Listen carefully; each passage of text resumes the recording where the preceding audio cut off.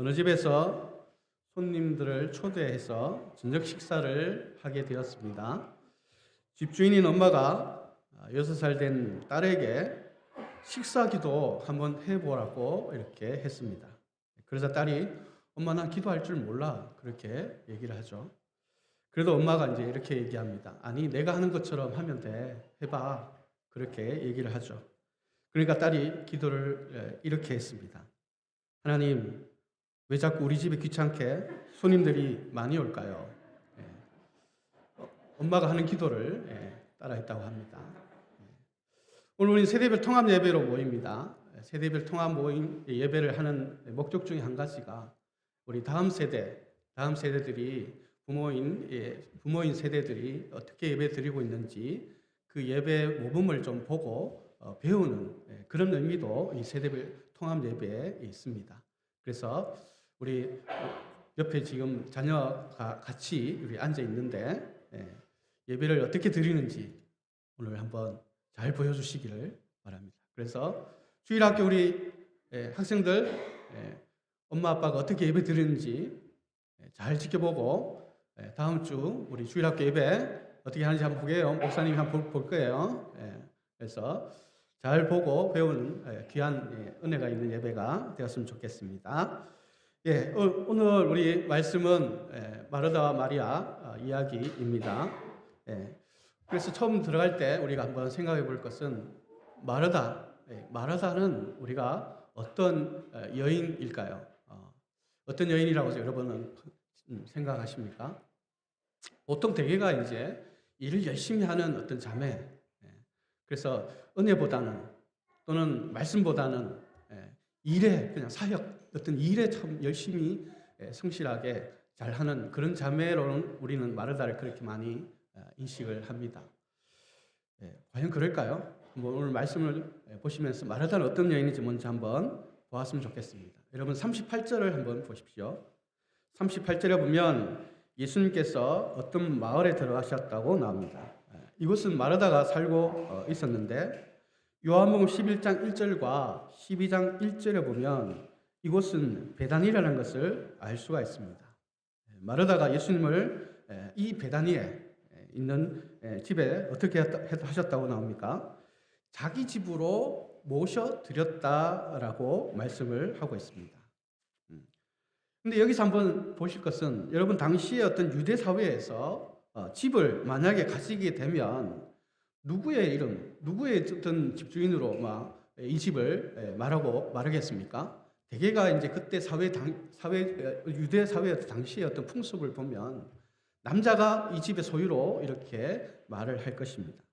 근데 이 집에 지금 어떻게 표현하고 있습니까? 자기 집에 예수님을 모셨다라고 얘기를 하죠. 즉, 이 마르다가 자기 집이라고 얘기하고 있습니다. 그런 것을 볼 때 아마 이 마르다가 어떤 그 집의 어떤 가장의 어떤 역할을 하는 그런 어떤 자매라고 볼 수가 있는 것이죠. 근데 이 중요한 것은 그녀가 예수님을 어떻게 하셨다고요? 모셔드렸다 이렇게 표현을 하고 있습니다. 여러분 모셔드렸다라는 원어를 보면 이 성경에서 모셔드렸다라는 이 원어를 2번 쓰여지는 것을 볼 수가 있습니다. 첫 번째는 오늘 이 본문의 말씀에서 모셔드렸다 이렇게 표현하는 것을 볼 수 있고요. 두 번째가 삭개오에서 볼 수가 있습니다. 여러분 삭개오와 예수님이 만남이 있었던 장면에서 이 모셔드렸다라는 표현을 쓰고 있습니다. 누가복음 19장 6절에 보면 삭개오가 뽕나무에서 내려와서 기뻐하면서 예수님을 모셔드렸다라고 표현하고 있습니다. 마르다와 삭개오, 여러분 이 두 사람의 공통점 무엇이 있을까요? 마르다와 삭개오라는 두 사람의 공통점이 있습니다. 당대 사회의 주류가 아닌 사람들이었습니다. 비주류의 사람들이죠. 어쩌면 특히나 삭개오는 당시의 어떤 세리 또 죄인 이런 매국노에 취급받던 그런 비주류의 사람이었죠. 마르다 역시 마찬가지입니다. 여인이었죠. 여자였죠. 모든 것에 어떤 권한이 없는 그런 자매였습니다. 이 자매 또 삭개오 두 사람의 이런 공통점을 볼 때 그들이 예수님을 모셔드렸다는 것은 예수님이 그들을 받아들였기 때문에 그들 또한 예수님을 모셔드렸다는 것을 알 수 있습니다. 다시 말하면 모셔드렸다는 이 한마디 속에 예수님과 당사자의 어떤 관계를 우리가 알 수가 있는 것이죠. 비주류로서 사회의 어떤 좀 아웃사이더와 같은 자신들을 예수님이 허용해 주셨고 받아주셨고 찾아와 주셨습니다. 그 은혜, 그 사랑, 아마 마르다는 예수님의 그 사랑과 그 은혜를 잘 알고 있었다는 것입니다. 그래서 예수님을 그 은혜와 그 사랑에 기인하여서 예수님을 모셔드리고 있는 것을 모셔드렸다라고 표현하고 있는 것입니다. 그만큼 사랑의 관계, 은혜를 주시고 또 그 은혜를 받아서 누리고 있는 그런 관계임을 알 수가 있게 하는 것이죠. 즉 이들은 예수님을 진심으로 사랑하고 있었다는 것입니다. 자신의 존재가 낮고 비천하지만 이런 자신들을 판단하지도 무시하지도 않고 오히려 찾아와 주시는 예수님의 은혜와 사랑에 이들 역시 예수님을 향해 진심으로 사랑하고 있었다는 것입니다. 그래서 마르다 역시 예수님을 사랑하고 섬기고 싶은 진심을 가지고 지금 예수님을 자신의 집으로 모셔드리고 있다는 것입니다. 그래서 따뜻한 국 한 그릇, 따뜻한 밥 한 끼 대접하고 싶은 것입니다. 그냥 열심히 자기가 일해서 하는 게 아니라 진심으로 예수님의 사랑과 그 은혜를 알고 또 그분을 향한 자신의 그 사랑을 예수님을 모셔서 대접해 주고 싶은 그 진심을 담아서 자신의 집으로 초대를 했던 것입니다.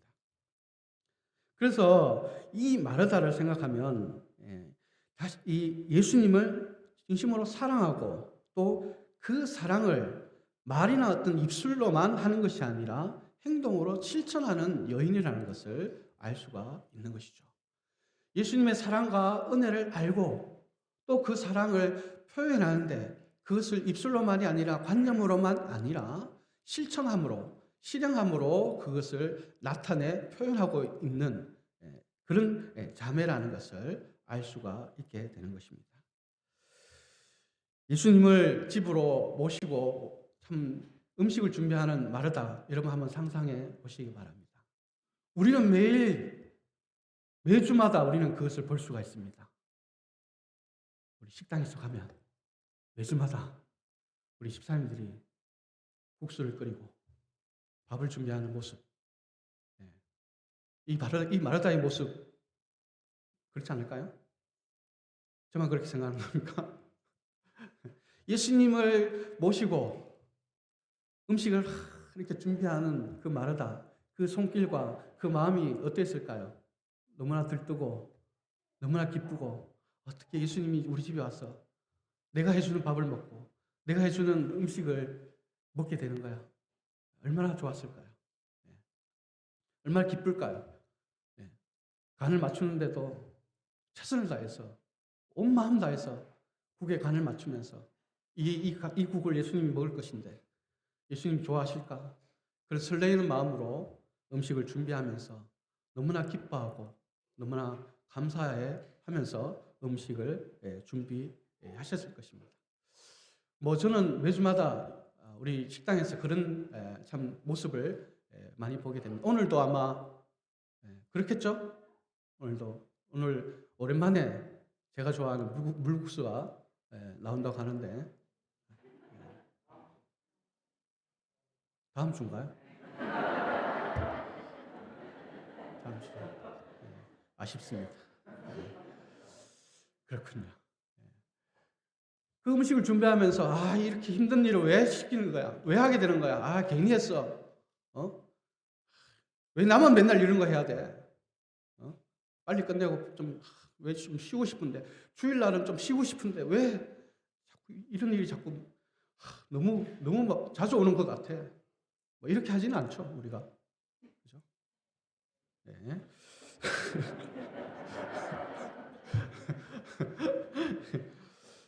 마르다가 정말 이 음식을 준비하면서 예수님을 섬기는 것에 너무나 기뻐하고 즐거워하는 모습 여러분 상상이 되시겠죠? 그럼 이때 마리아는 어떻게 하고 있었을까요? 우리가 뭡니까? 39절을 보면 마리아가 어떻게 하고 있는지, 또 그걸 통해서 마리아는 어떤 여인인지를 우리가 알 수가 있습니다. 언니 마르다가 바쁘게 부엌일을 하는 동안 마리아는 무엇을 하고 있습니까? 여러분 39절에 보면 주님의 발 곁에 앉아서 말씀을 듣고 있었다라고 말합니다. 뭐 하고 있었다고요? 아니, 말씀을 듣는단 말이에요. 가만히 발치에 앉아가지고, 말씀을 듣는지는 잘 몰라요. 가만히 앉아 있는 거예요. 누구는 바빠 죽겠는데 너무나 마음 편하게 앉아서 예수님이 말하는 걸 그 앞에서 듣고 있는 거예요. 흔히 하는 말로 이런 사람을 뭐라고 말합니까? 뭐라고 말합니까? 여러분 말하는 거 있잖아요. 빨리 해보세요.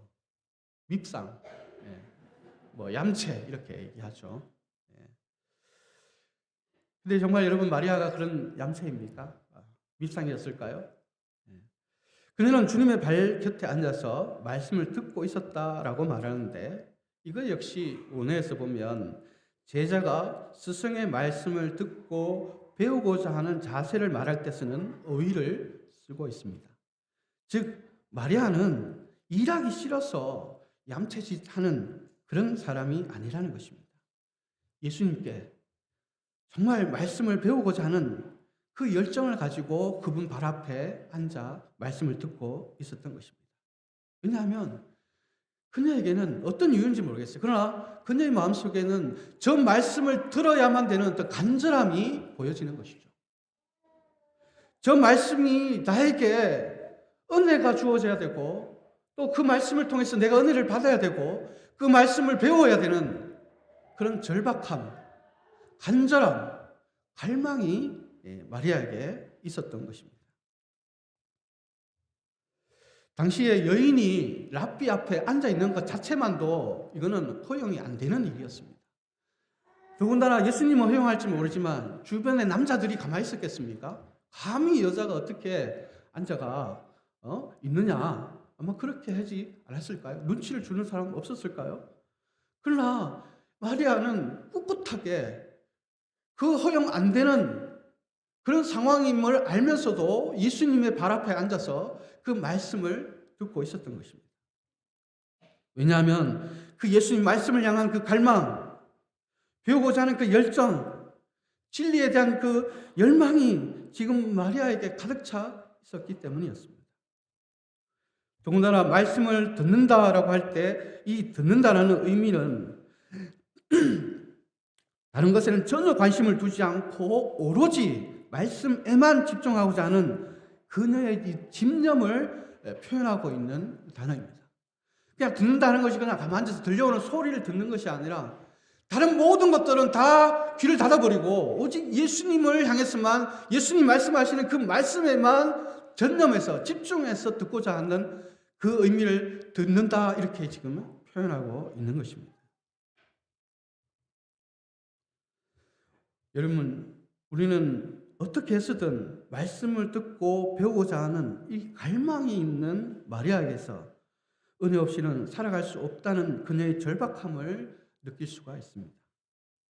예수님 말씀을 통해 자신의 영혼이 은혜를 채워지지 않으면 살 수가 없다는 그 절박함, 마리아에게는 바로 그런 절박함이 있었던 것입니다. 그래서 42절에서 마리아는 좋은 몫을 택하였다고 예수님이 말씀하십니다. 이 말씀을 마리아 역시, 이 말씀을 하시는 것을 보면 마리아 역시 언니 마르다가 바쁘게 일하는 것을 보고 알고 있었다는 것입니다. 그래서 자신 역시 언니와 함께 부엌에서 일을 하며 일손을 도와야 한다는 것, 그녀도 알고 있었다는 것입니다. 자신이 이 집 주인으로서 마땅히 자신도 일하면서 섬기고 일을 해야 한다는 것, 마리아도 알고 있었습니다. 그런데 예수님 말씀하신 것처럼 그녀는 뭘 했다고요? 선택했다는 것입니다. 예수님의 그 말씀 하나, 말씀 듣는 것 그 한 가지, 예수님의 발치에 앉아있는 그 자리를 그녀는 선택했다는 것입니다. 인간의 도리, 해야 될 도리, 책임, 물론 다 알고 있습니다. 근데도 그걸 다 내려놓고 다 닫아버리고 오직 이 한 가지에 집중하고자, 전념하고자 자신의 그 갈망, 그 은혜를 갈구하는 그 간절함을 이 말씀 듣는 것에 그는 모든 것을 걸었던 것입니다. 그래서 예수님은 바로 이 점을, 마리아의 이 모습, 이 태도를 칭찬을 하셨던 것입니다. 그런데 여러분, 마르다는 어땠습니까? 38절에서 그녀는 예수님을 사랑하고 그분이 베푸신 은혜가 있었습니다. 그 은혜로 예수님을 섬기고자 했고 집으로 모셔서 대접하고자 하였습니다. 그러나 40절에 들어오면 반전이 있습니다. 그녀에게 문제가 생깁니다. 같이 읽어보겠습니다. 우리 40절 같이 읽겠습니다. 시작.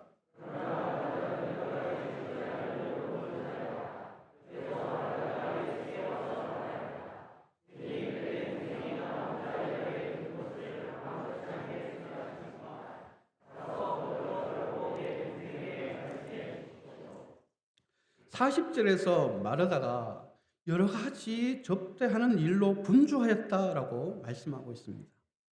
여기서 그 분주하다, 이 분주하다는 것은 헬라어로 페리스파우라고 하는데 사방에서 끌어당긴다라는 뜻을 가지고 있습니다.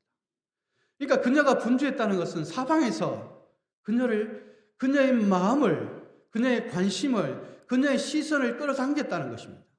뭘로요? 접대하는 여러 가지 일들로 인해서 그녀의 마음이 사방으로 끌어당겨져서 흩어지게 되었다는 것입니다. 방금 여러분 마리아를 말씀을 들었죠. 마리아는 어떻게 했다고요? 모든 것들을 다 내려놓고 좋은 거 한 가지, 듣는 거에 모든 것을 집중했고 전념했다고 그렇게 말씀을 들었죠.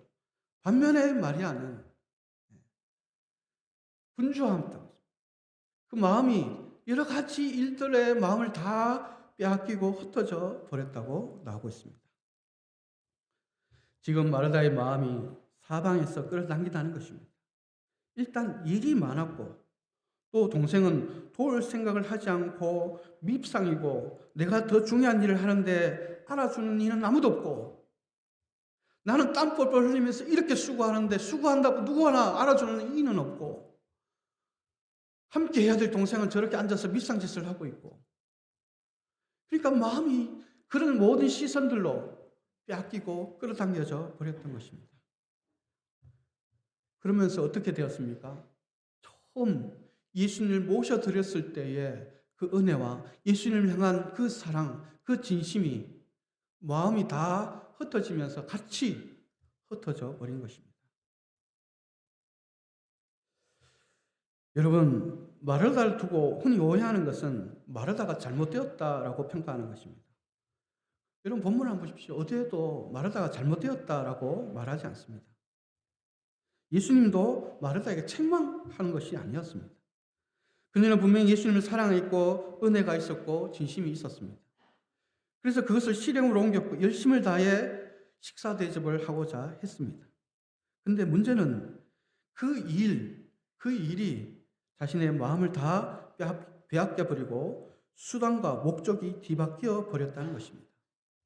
분명히 예수님을 대접하는 것이 목적이고 식사를 준비하는 것은 수단이었습니다.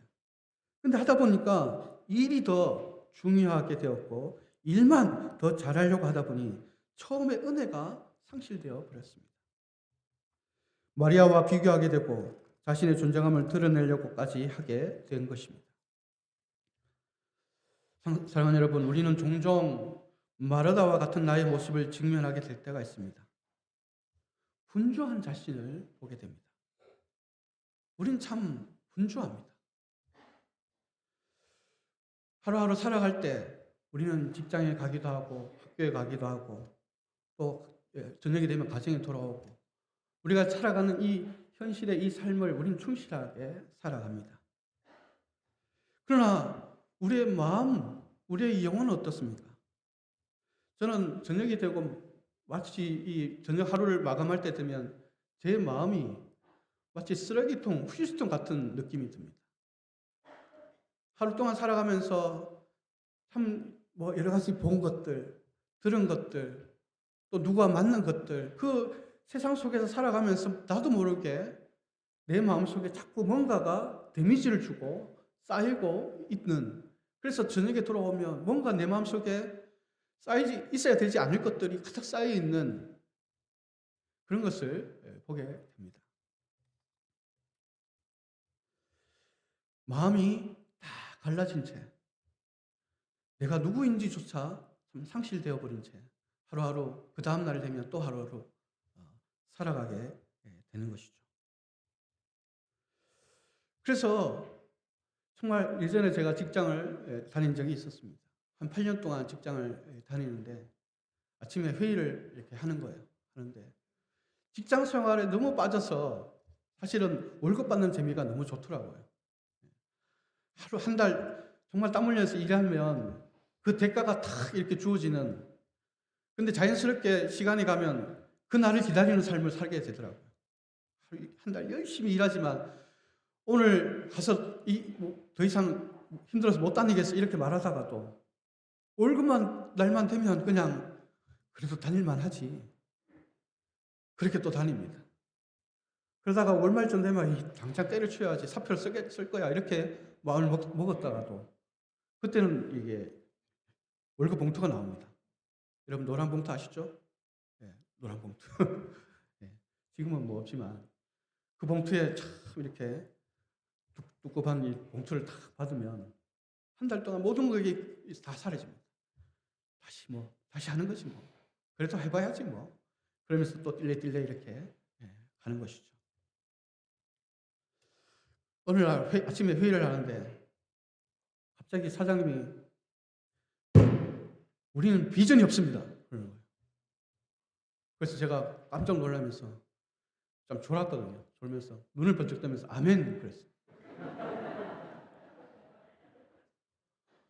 그러니까 다들 이제 뭐 쳐다보면서 무슨 아멘이냐고.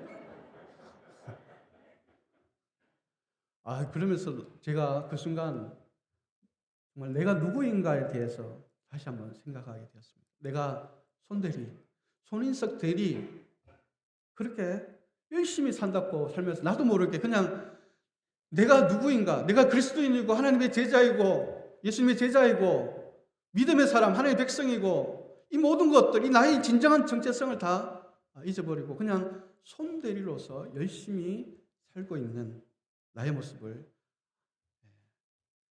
정말 교회하고 전혀 상관없는 그 사장님의 한마디 속에 참 느끼게 되어서 회개를 하게 된 적이 있었습니다.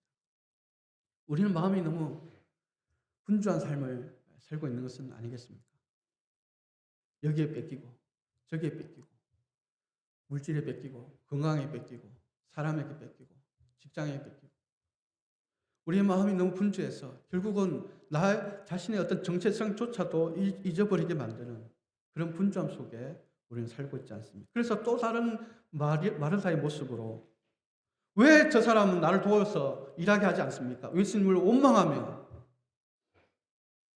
그냥 일만 하는 것이죠. 그래서 마르다 보면 교회에서 뭐 필요 없는 사람이 아닙니다. 정말 일 열심히 해야죠. 일할 사람들이 필요합니다. 그래서 성실하게 해야 할 것들 잘합니다. 책임지고 해야 될 잘합니다. 감당해야 될 것들 잘 완수합니다. 근데 기쁨이 있습니까? 만족이 있습니까? 그 마음에 정말 평안이 있습니까? 그게 어떠냐는 것입니다. 분명히 하고 있는 것들은 다 합니다. 열심히 합니다. 잘 합니다. 정말 기쁘십니까?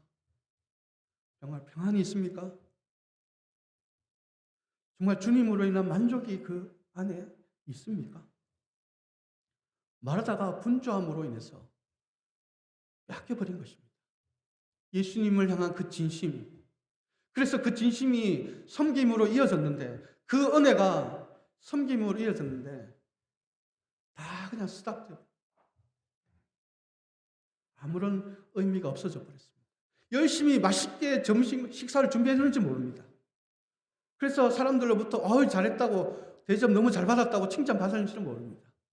그러나 정작 마르다 본인은 예수님을 향한 그 진심이, 그 사랑이, 그 은혜가 상실된 채 아무런 의미조차 없는 일들 속에 빠져버리게 되는 것이죠.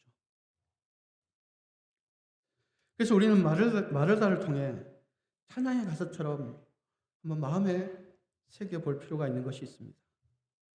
우리가 저를 따라서 한번 해볼까요? 은혜 아니면 살아갈 수가 없습니다. 은혜 아니면 우리는 살아갈 수가 없습니다. 우리 속에, 우리의 어떤 삶과 사역 속에 은혜를 빼버리면 어떤 외형적으로 하고 있는 일들이 뭐 달라지고 그렇지는 않을 수도 있습니다. 여전히 같은 일을 하고 열심히 하고 잘 할 수 있습니다. 그러나 그 은혜가 상실되면 그것을 우리가 지속적으로 할 수 없을 뿐만 아니라 그것을 한들 의미 없는 일들 속에 빠져버리게 된다는 것입니다. 그래서 왜 우리는 기쁨 없는 삶과 사역을 해야 합니까? 왜 우리는 기쁨도 없는 삶을 살아야 합니까? 은혜가 없다는 것, 이거는 우리에게 가장 중요한 문제인 것입니다. 내가 지금 기쁨이 없고 평안이 없고 만족이 없다는 것은 내 안에 예수님으로 인한 그 은혜가 없다는 것을 반증하는 것이죠.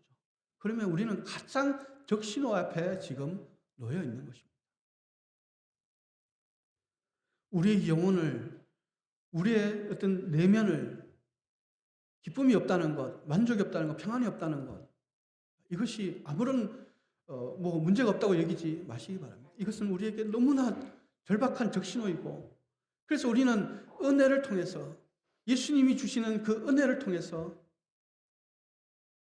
바로 우리 속에, 우리 삶과 사역에 기쁨이 있는 삶을 살아가야 하는 것이죠. 은혜는 내 삶과 사역의 원동력이자 모든 것의 시발점입니다. 그래서 우리는 마리아처럼 선택을 해야 하는 것입니다. 예수님 발 앞에 앉아야 하는 것입니다. 말씀을 들어야 하는 것입니다. 그냥 듣는 것이 아니라 좀 더 갈망하는 마음을 가지고 은혜 아니면 살 수가 없다는 그 절박함을 가지고 우리는 이 말씀 앞에, 예수님의 발 앞에 말씀을 듣고자 앉아야 한다는 것입니다. 은혜 받고자 하는 그 열망을 가지고 예수님 발 앞에 앉아서 예수님 말씀을 통해서 그 은혜를 우리는 받아야 하고, 그 은혜가 차고 넘쳐서 충만해서 우리 삶에 똑같은 일을 하더라도, 똑같은 삶을 살더라도, 직장을 다니고 학교를 가고 가정생활을 하고 모든 것이 똑같다 할지라도 그 속에 은혜가 있으면요, 같은 걸 하더라도 우리는 기쁨과 만족과 평안이 있는 그런 삶과 사역을 하게 된다는 것을 믿으시기를 바랍니다. 이 시간 요한복음 12장 2절과 3절을 한번 같이 읽어보도록 하겠습니다. 읽겠습니다. 시작.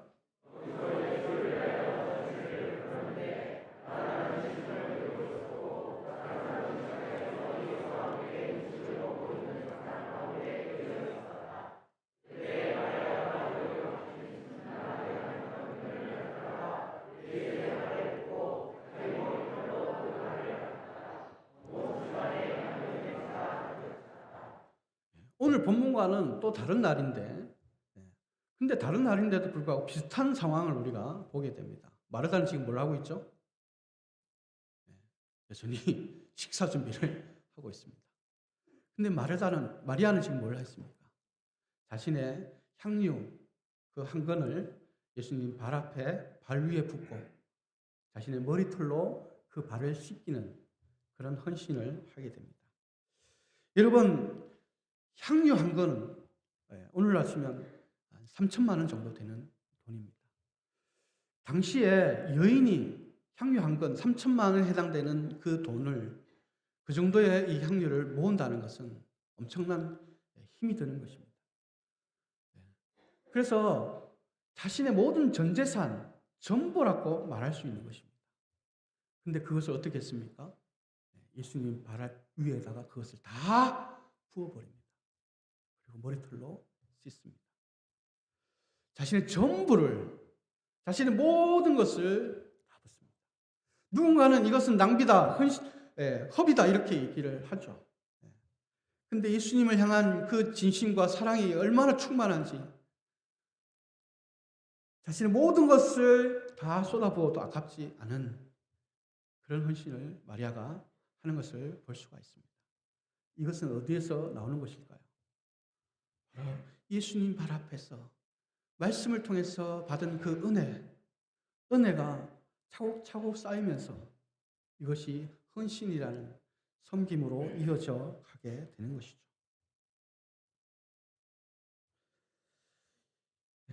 그래서 이 헌신이 오늘 본문과 연결되는 것이 아니겠습니까?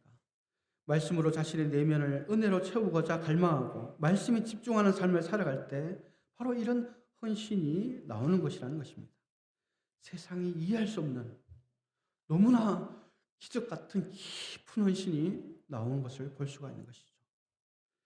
여러분, 바로 이와 같이 하나님의 말씀, 그 말씀을 통해서 은혜 받는 것은 우리의 삶과 사역에 너무나 귀중한 원동력이자 동기가 되는 것입니다.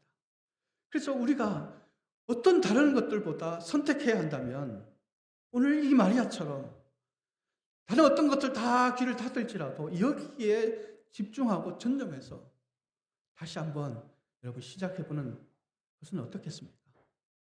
여러분의 삶과 사역 어떤 상황인지는 알 수 없습니다. 그러나 다시 한번 말씀으로 돌아가서 그 말씀을 통해서 정말 은혜를 여러분 마음에 담는다면 우리는 이 세상에 두려울 것이 없고 못할 것이 없으며 하나님의 역사하심이 내 삶 가운데 왜 없는지 이렇게 원망할 필요 없는 그런 삶을 살아가게 될 것이라고 오늘 말씀 우리에게 보여주고 있지 않습니까? 그래서 여러분 우리 다 같이 은혜 없이 살아갈 수 없다. 이것이 우리의 선택이 되었으면 좋겠습니다. 주님을 향해서 하나님을 향해서 은혜 없이 우리는 살 수 없습니다. 이렇게 외치는 저와 여러분이 됐으면 좋겠습니다. 그런 갈망이 여러분에게 매주 매일마다 있어서 그 은혜로 채워지는 그러므로 인해서 여러분의 삶이 좀 더 기쁨이 넘치고 만족이 넘치고 평안이 넘치는 그런 삶을 살아가는 저와 여러분 되기를 진심으로 기도합니다. 그러면 어떤 일들이 일어날까요? 우리 하나님은 외면하지 않으십니다. 은혜를 가지고 그 은혜에 맞는 섬김과 헌신으로 이어져 가는 삶을 살아갈 수 있다면 하나님은 마음껏 우리 인생을 가지고 역사하시고 나타내 보여주실 것입니다. 이번 한 주 그런 갈망으로 은혜를 충만히 받고 여러분 삶의 기쁨과 만족과 평안이 넘치는 삶을 살아가는 여러분 되기를 진심으로 기도합니다. 기도하겠습니다.